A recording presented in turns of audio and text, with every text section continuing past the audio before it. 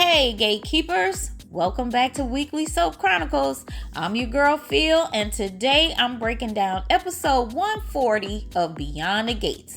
And let me tell you, this one had me screaming at my TV. But first, I need you to hit that like button, subscribe to the channel, and hit that notification bell so you never miss a recap with a little bit of flair. Let's get into it. So let's start off with Ted and Andre, who are drinking at the club. Andre admits he rebounded from news of Ashley's engagement by marrying Danny in Vegas. Okay, I still don't understand why they got Andre so pressed about Ashley when they never had a real relationship. And he's so messed up about her getting engaged to Derek that he goes off and marries Danny in a drunken stupor. Okay. Ted admits that he slept with Leslie. Of course, Andre is like, what? Dude, how'd you do that? Ted, and it was in a moment of weakness. It is what it is. It happened. Let's move on. So in comes Nicole on high horse with Carlton, who then gives them a look of like, please. Andre notices the cold shoulder treatment, and Ted says, yeah, that's my ex-wife and my business partner and best friend since med school. Okay, stop right there. Carlton and Nicole are both wrong for dating each other.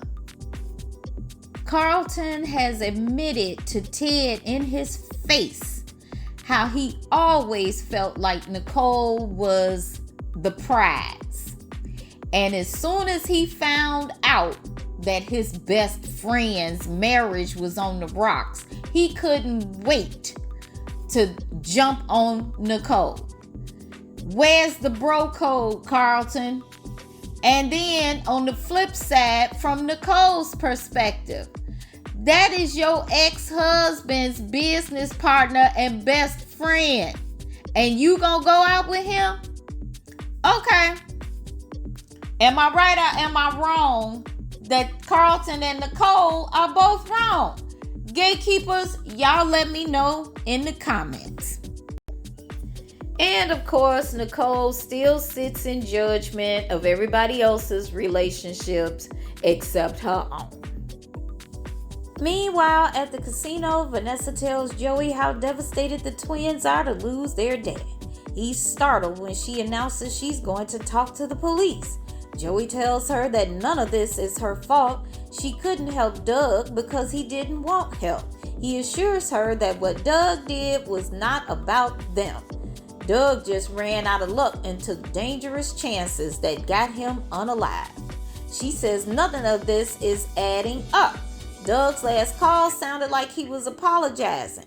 She wishes she knew what happened between the call and the accident, and for her own sanity, she needs to know and plans to go to the crash site. Joey, of course, urges her to not focus on the accident, but the funeral arrangements. And I'm here for you, whatever you need, okay? But of course, Joey doesn't want her going to the crash site and talking to the police, because then she will know for a fact that Joey had something to do with Doug's unaliving. Next up is Madison and Chelsea, where Chelsea shows Madison the numbers for the purses, and they did way better than she thought that she had expected. Chelsea tells her how terrifying it was when Psycho Allison called. She has to keep reminding herself that she's safe. And Madison said, girl, you are tougher than tough, and you have conquered the world. So Chelsea records a reel for her buyers and tells them how she's come out of her ordeal stronger and wiser. Good for you, Chelsea, because I was getting tired of the motivational speeches. Next up is Naomi, who stops by Orphans to see June and tell her how conscientious she is for returning her wedding ring. June starts telling her about the Morris chestnut gorgeous man who put a little giggle in her wiggle. Jacob joins them and June takes notes as Naomi gives her advice on flirting. They are stunned when she announces that the man is none other than Ted. They tell June that Ted's trouble and to stay away from him. Now, are they going to try to put June and Ted together? I don't know about that. Y'all let me know what y'all think. Meanwhile, at Martin and Smitty's, they eating pasta and talking about how the congressman is not as heavy-handed as he used to be in the kitchen. Smitty notices how much their lives are better with him around. And Martin says, well, funny you mention that, because when we made love the last time, I was thinking that everything was all good. I was about to move back into the bedroom, and you told me, slow your roll, partner. You still on the couch. And that broke my heart. And he said, you know what? I can't live on the couch like some uncle who comes to visit. So I tell you what, I'm leaving. He say, because if I'm living here, I want to live here. So of course, Smitty is like, what are you saying? And he said, well, you know what? I'll be back to see the kids. Okay? I admit our relationship wasn't perfect, but hey, I got to go. Yay, Martin! All right, stand up for your marriage and whatever, and your peace of mind and everything with Smitty. Because if he ain't gonna come around and see that you are sorry for what had happened, and he's stringing you along, I am so glad that Martin stood up for himself. You go, boy. So now we move on to the juiciest part of the episode. Kat, Eva, and Tomas. So, as we know, Kat came by to give Eva a purse and make peace, holding out an olive branch. When Tomas emerges from the back with just a towel on, they took us to the library with the reads from Kat and Eva. Kat slams the door asking for a logical explanation, because she can clearly see that they done had bang bang. You all are both garbage. Tomas the mannequin, I just came by to help Eva unpack. Tomas standing there looking like a robot waiting on instructions. What do I say next? How do I get out of this?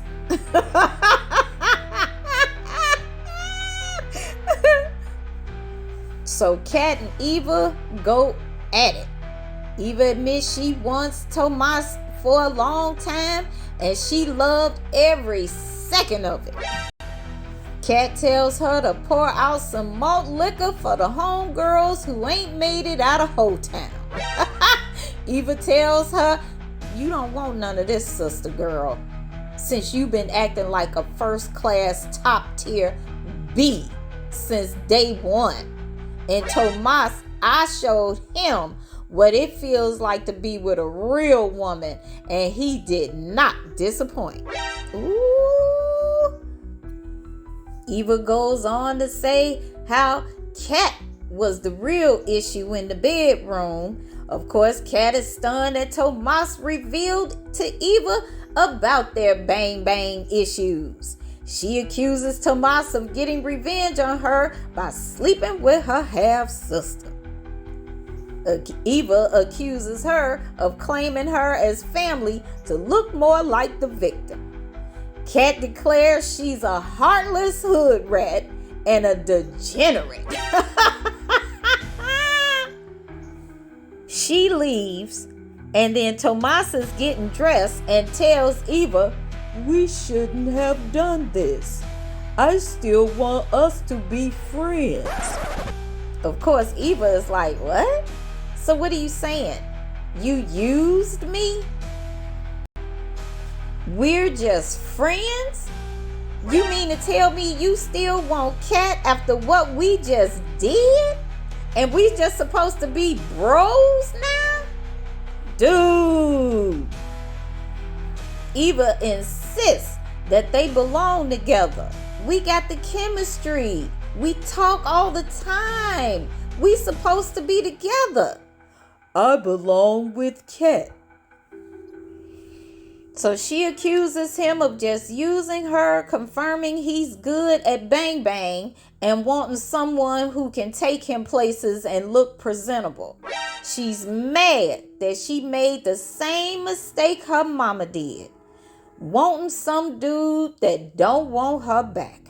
She kicks Tomas out and tells him to never come back, and Eva collapses on the floor in tears. Oh, I feel bad for Eva because she really did like Tomas. She didn't really want to come between him and Kat, but he led her on. Tomas is no good, and they need to kick Tomas off the show, frankly. So finally, we got Kat, who runs back home to Chelsea and Madison, all booed up, and she like, "Oh, what is going on in Fairmont Crest?" So Kat tells her what went down at Eva's, and Chelsea is like, "Okay, move on. Tomas is not the man for you. Y'all relationship was hanging on by a thread to begin with, so it's over." And Kat turns around and say, "Who says it's over? What? I love him." Wait a minute. I know good and well you didn't just use the L word. Yes, I'm not giving up on him because he made one mistake. One mistake? We're not ending. We're elevating. Again. What? Bottom line is, Kat declares that she won't let Eva win ever. So now it's just a game for her with Tomas. She know good and well that Tomas is not the one for her, but she gonna play the role just so Tomas and Eva don't get together.